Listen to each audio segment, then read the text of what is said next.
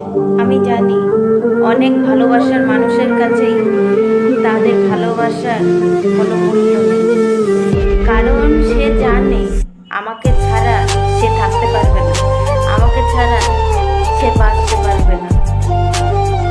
এই বোধটা কে জাগিয়ে দেয়? আমার মতো, তোমার মতো এরকম বোকা কিছু মানুষ।